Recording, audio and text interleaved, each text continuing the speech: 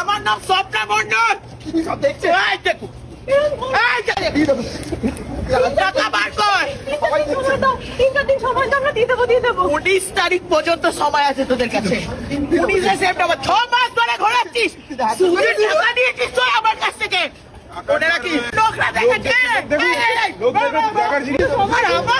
কপাল হয়েছে এই মালগুলোই জোটে আমার। তুই বারবার বারণ করেছিস। বলেছিলাম এসব ভিখারি সাগরে এগুলোকে দিও না টাকা। আমি কিন্তু ভদ্রভাবে একটা কথা বলছি।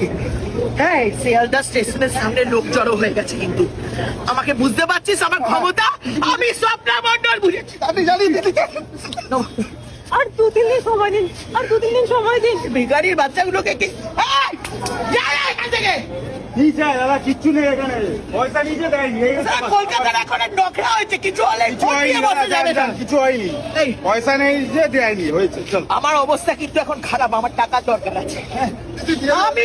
আমি কোনো কথা শুনতে চাই না, আমার টাকার দরকার আছে, আমাকে টাকা দে। আপনি তো জানেন স্বপ্না মন্ডলের টাকা মারবি না দয়া।